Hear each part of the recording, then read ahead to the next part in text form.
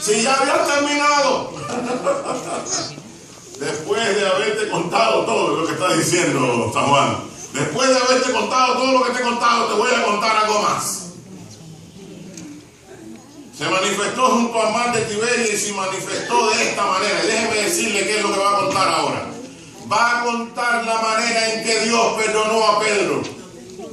¿Y saben por qué tenía que contarla? Porque los otros evangelistas no cuentan como el Señor perdonó a Pedro. Lo único que cuentan es como Pedro cayó en pecado. No va a encontrar esta historia en ninguno de los otros evangelios. Solo Juan la menciona. ¿Por qué la menciona? El Espíritu Santo quería que se escribiese. ¿Por qué quería que se escribiese? Porque aquí está la más grande lección que un cristiano debe aprender. Y es lo que vamos a estudiar esta mañana. Y es por eso que yo titulé este tema cuando Dios me lo presentó y que lo presenté a mi iglesia primeramente. Lo único esencial. Escúcheme bien, lo único esencial. Si usted no conoce nada más, pero conoce lo que vamos a estudiar esta mañana, yo le garantizo que estará un día delante de la presencia de Dios, porque el Señor lo salvará. Amén. Porque el meollo de la salvación está en este capítulo que vamos a estudiar.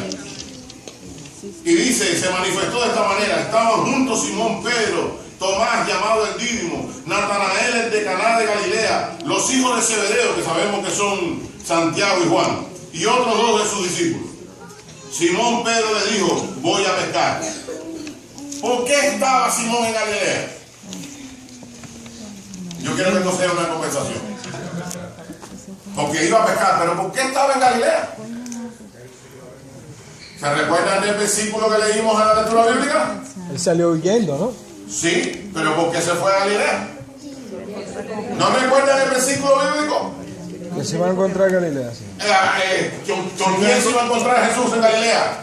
Con sus discípulos. Pero para que Pedro no faltara a la cita, y por amor al tiempo no puedo dar el versículo, pero quiero que usted lo busque en su casa. Cuando vienen a ver la resurrección del Señor Jesucristo, hay un ángel sentado en una piedra que le dice a María, ve y dile que ha resucitado, ve y dile a sus discípulos y a Pedro. En otras palabras, no te olvides de mencionar a Pedro, de que voy a encontrarme con ellos en Galilea. En otras palabras, que la promesa que le hice se ha de cumplir. Pero incluye específicamente a Pedro. ¿Por qué menciona a Pedro por nombre? Porque el Señor sabe que Pedro está triste. Porque lo último que la historia recoge antes de la crucifixión de Pedro es su negación. 3 veces lo ha negado. Y lo último que vemos de Pedro es que se ha ido llorando. Porque el Señor lo miró con tristeza. El corazón lo tiene compungido. ¿Y a dónde se vuelve? De donde Dios lo encontró. ¿No es eso lo que hacemos cuando sentimos que ya no somos merecedores del perdón de Dios? Nos volvemos a las miserias de donde Dios nos rescató. Te cuento personalmente que una vez me sentía miserable hace muchísimos años, gracias a Dios. Y me tocaba predicar en la iglesia de Plainfield. Y iba a predicar sin deseo de predicar. Y le dije al Señor, hoy es la última predicación que tengo. No quiero seguir en tu camino porque no soy digno. Señor, me voy. Con dolor, pero me voy. Y puse un himno de Marino. Marino, ¿saben quién es? Un cantante pentecostal. Y cuando puse el himno de Marino, Marino empezó a cantar un himno que decía, si has pensado en regresar de donde Dios te sacó, antes de dejarlo todo, pregúntate, ¿a dónde vas? Yo empecé a llorar. Y le dije, gracias, Señor, porque momentáneamente olvidé que me sacaste del infierno y me trajiste a tu luz admirable. Amén. Así estaba Pedro. Se volvió a sus redes sucias y rotas, que nunca pescaron nada que valiera la pena. Y por eso está ahí. Pero lo que me llama la atención es que Pedro era el único que se sentía herido. Ya los demás se habían encontrado con el Señor. Sin embargo, ¿dónde estaban los demás discípulos? Por lo menos 7 más, ¿dónde estaban? Con Pedro. Eso es lo que hace un hijo de Dios cuando un hijo cae. Cuando un hermano cae. No lo deja solo, Se va con él a donde quiera que vaya. Porque el propósito es poder traerlo de regreso al hogar. Cuando te quedas en casa, entonces eres igual al hermano del hijo pródigo. Y Simón Pedro le dijo, voy a pescar, y ellos les dijeron, ¿qué cosa? Estoy leyendo el versículo 3. Vamos. Vamos nosotros también. ¿Qué es lo que va a hacer a pescar? Pues a pescar todo el mundo. Fueron y entraron en una barca, y aquella noche, ¿qué? No No pescaron nada. ¿Les recuerda algo? 3 años y medio antes se había repetido algo así. Y esta vez no pescaron nada, pero no se fueron, porque ellos no estaban allí para pescar peces. Ellos estaban tratando de pescar a Pedro. Cuando ya iba amaneciendo, se presentó Jesús en la playa, pero los discípulos no sabían que era Jesús. Y les dijo, hijitos, ¿tenéis algo de comer? ¿Sabía él si tenían de comer o no? Pero el Señor pregunta para llamar nuestra atención. Y le respondieron, no. Él les dijo, echad la red a la derecha de la barca y hallaréis. Estoy buscando agua, perdón. Se me reseca la garganta, perdón. Gracias. Gracias, hermano. Dice, echar la red a la derecha de la barca y hallaréis. Entonces le echaron. ¿Y qué pasó?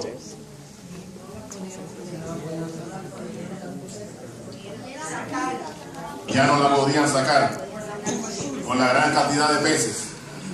Entonces aquel discípulo a quien Jesús amaba dijo a Pedro, es el Señor. Y Simón Pedro, cuando oyó que era el Señor, se ciñó la ropa porque se había despojado de ella y se echó a mar. Y los otros discípulos vinieron con la barca arrastrando la red de peces, pues no distaban de tierra sino como 200 codos, o sea, unos 100 metros. Al descender a tierra vieron brasas puestas. Y déjenme decirle algo, aquí tengo que detenerme. Vieron brasas puestas. Quiero que sepa que la palabra brasa en griego es antracaía. Y se menciona solamente 2 veces en la Biblia. Esta es una de ellas. La otra, cuando él se paró al lado de la hoguera en el patio de la casa del sumo sacerdote y le negó. En otras palabras, yo no sé cómo, pero Dios acomodó las brasas en esta ocasión de manera como habían sido acomodadas en el patio del sumo sacerdote para que Simón recordase su negación. Increíble. Y dice, y un pez encima de ellas. ¿Y qué más? Y pan. El Señor le dijo, echen las redes, pero yo no necesito de las redes. Yo tengo mi propio pan y mis propios peces. Y esta es una de las lecciones que tenemos que aprender acá. Dios no necesita de ti. Tú necesitas de Dios. Amén. Y Jesús les dijo, traed de los peces que acabáis de pescar. Subió Simón Pedro y sacó la red a tierra llena de grandes peces, 153. Y aún siendo tantos, la red no se rompió. Les dijo Jesús, venid, comed. Segunda lección. El Señor primero te alimenta, después te corrige. Nosotros corregimos primero y a veces ni alimentamos. ¿Es cierto? ¿Es cierto o no es cierto? Tenemos que aprender del Señor.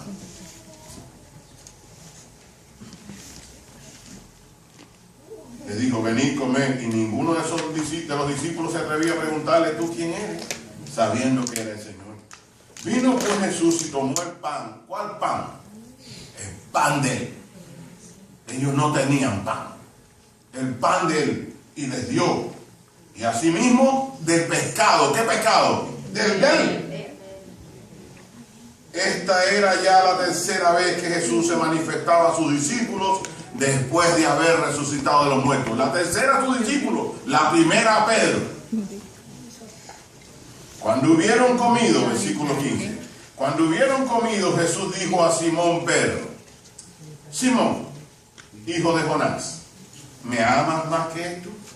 Déjeme decirle que el idioma griego es un idioma increíble. Tengo 2 amigos griegos y por causa de ello me he interesado un poco y tengo un diccionario griego español. Y el griego es mucho más amplio que el español. Por ejemplo, en griego, la palabra otro, que nosotros nada más tenemos una sola palabra para definir otro, en griego existen dos. Un otro que significa otro igual y un otro que significa otro diferente. Y en amor tiene tres diferentes acepciones, tres diferentes palabras. Una es ágape, que ya conocemos, que es amor con sublime, amor sin condiciones, amor como ama a Dios. El amor filial, que es el amor que se desarrolla entre familias,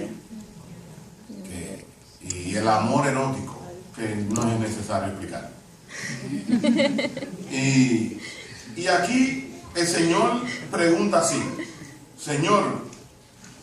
Simón, hijo de Jonás, ¿me agapas más que estos? En otra palabra, ¿me amas con un amor incondicional, con sacrificio, sin peros? Más que esto, porque ¿qué había dicho él? Aun cuando todos los demás se escandalicen, ¿qué cosa? Hermano, por lo general nosotros queremos siempre estar por encima de los hermanos. Hace poco me ocurrió algo, pero no dije nada. Fuimos a un lugar tenebroso. El espíritu de Satanás se mueve en un hogar ahí. Y en cuanto entramos sentimos su presencia. A mí me dio un dolor de cabeza increíble. Y yo, rápido el Señor me tocó y me dijo, promueve un estudio bíblico para que te vayas de aquí rápido porque no te quiero acá. Y yo rápido, sin titubeo, le dije a la señora, ¿usted quiere estudiar la Biblia? Sí. ¿Cuándo le conviene el estudio? ¿Qué día usted tiene? No, ponga usted el día. El domingo, ok, ¿a qué hora? A las 4, aquí, vamos a orar. Oremos, vámonos. Empezamos el estudio mañana, si Dios nos permite. Oren por mí. Pasaron los días y un hermano llegó, dio la noticia, como si el estudio y todo lo demás lo hubiese conseguido él. Yo dije cuenta a mí, yo no quería que dijera que era yo. A mí no me interesa eso. Yo decía, ¿por qué trata de tomar méritos que no le pertenecen? A fin de cuentas, si la mujer aceptó el estudio, no es ni por él ni por mí, es porque Dios la tocó. Dios es quien añade a la iglesia lo que es necesario. Dios no necesita ni de usted ni de mí para dar un estudio. Si un ángel se presentase en esa casa y diese el estudio, la mujer se convertiría instantáneamente. Pero Dios, en su grande amor, en su grande misericordia, para hacernos un favor, nos quiere usar a nosotros, que la mayor parte de las veces lo que hacemos en vez de contribuir es estorbar. Pero tenemos esta mentalidad de competencia. Hermano, quítese esa mentalidad. No es de Dios. No es de Dios. El que quería competir es el diablo. Y mire cómo terminó. Y Pedro quería competir. Era un mal hombre. No, Pedro era un hombre de buen corazón, pero con un corazón pecaminoso. ¿Y qué es el corazón? Dice la palabra. Engañoso y perverso, más que todas las cosas. Deje que su corazón lo controle Dios. Es la única manera. Y ahora el Señor le dice las últimas palabras que escuchó de él. ¿Cuáles fueron? Aunque todo yo no. Esto sí, yo no. Y ahora la pregunta es, ¿me agapas? ¿Me amas con un amor sin pero, sin retroceso? Más que todos. Pero dice la palabra de Dios que respondió Simón, sí, Señor, tú sabes que te fileo. No dijo ágape, dijo fileo. Tú sabes que te quiero como a mi familia. Entonces el Señor le dijo, ¿qué le dijo? Apacienta mi cuerpo. ¿Qué cosa es apacentar? ¿Sabe qué es apacentar? Llevar a comer. Aliméntalas. Alimenta a mi novia. Y después vamos a ver qué es alimentar a la novia, ¿no? Volvió a decirle la segunda vez, Simón, hijo de Jonás, ¿me agapas? Pedro respondió, sí, Señor, tú sabes que te fileo. Le dijo, pastorea. ¿Qué cosa? Primero mis corderos, ahora mis ovejas. ¿Qué cosa es pastorear? Pastorear es llevarla a los pastos y cuidar de ellas. Es velarla, que no le pase nada, que nadie le haga daño. Y le dijo la tercera vez, versículo 17, Simón, hijo de Jonás, ¿me agapas? Perdón, aquí no usó agapa, se usó fileo. La tercera vez dijo, Simón, hijo de Jonás, ¿me fileas? Y Pedro se entristeció. ¿Por qué se entristeció? Porque el Señor cambió el verbo. O sea, ya sé que no me agapa, pero al menos me fileas. Es lo que está diciendo. Y Pedro se entristeció de que le dijese la tercera vez, me fileas. Y le respondió, Señor, tú lo sabes todo. Tú sabes que te amo. Déjame decir algo. Esta historia pierde sentido cuando la leemos en español, porque en español lo leemos, me ama, me ama, me ama, me ama. No tenemos otro verbo. Pero cuando usted logra entenderla en el original, toma una dimensión increíble. Jesús le dijo, apacienta mis ovejas. Hermanos, el Señor dice, de cierto te digo, cuando eras más joven te ceñías e ibas a donde querías, pero cuando ya seas viejo, extenderá tus manos y te ceñirá a otro y te llevará a donde no quieres. Lo primero que notamos acá es, ¿qué quiere el Señor? ¿Qué quiere? ¿Qué es lo único que pide? Que se le ame, ¿verdad? ¿Y te parece poco? ¿O lo es todo? ¿Verdad que lo es todo? Todo. Si tú amas, escúchame bien, y yo quiero, hoy es el día del amor. Aquí se le habla del día de la amistad. Yo crecí en un país donde es el día del amor. No es el día de la amistad, es el día del amor. Pero vamos a saltarnos a la cultura. Es el día del amor y la amistad. ¿Qué mejor amigo que Jesucristo? Amén. ¿Y quién te puede amar más que Él? Absolutamente nadie, ¿verdad? Pero yo quiero que ahora analicemos el amor desde el contexto humano, que para mí es una aberración. Para mí es una aberración. A menos que estemos en Cristo. Amén. Y te voy a explicar por qué. Porque nosotros no generamos amor. Nosotros somos simplemente canales por donde fluye el amor de Dios. Y si no conoces a Dios, no vas a amar a nadie. Es una aberración. Pero yo te pregunto, cuando amamos a alguien, en el contexto en que quieras la palabra amor, ¿sientes deseo de estar con esa persona? ¿Verdad que sí? ¿Te desvive por verla? ¿Sí o no? Uno deja hasta de trabajar. ¿Cierto o no? Y las mujeres entonces cuando más trabajan en nuestros países, abren la puerta y se ponen a limpiar para que cuando pase el muchachito la vean. Antes hay que obligarla a que limpie, pero ahora no. Entonces amar es desear estar con la persona amada. ¿Sí o no? ¿Sí o no? Sí. Yo quiero que sea un diálogo. Ahora yo no te voy a pedir que levantes la mano, sino que levantes la conciencia. Tú dices que amas a Dios. Y yo también. Los miércoles te quedas en casa. No me contesten. Respóndanse ustedes mismos. Porque algunos dijeron que no. Yo le voy a decir algo. Sí, cómo no. Si yo digo que quiero con amor de madre, El amor de madre es lo más cercano al amor a Dios. Es un amor con sacrificio. Es lo más cercano. De hecho, déjeme decirle que en mi país de origen hay una inscripción de una madre con un niño recién nacido cargado y abajo dice, no hay nada más cercano al amor de Dios que el amor de una madre. Pero ¿saben qué? Es lo más cercano, pero no es igual. En la palabra de Dios dice, ¿dejará la madre a su hijo recién nacido? Y el propio Señor responde, sí, aún las tales te dejarán, pero yo no te dejaré, porque en la palma de mis manos te tengo. Es lo más cercano, pero no es igual. Yo me quito el sombrero ante toda madre. Y de hecho, se me puede haber acusado de muchas cosas, nunca de maligno. Pero bueno, mi pregunta es, si te quedas en la casa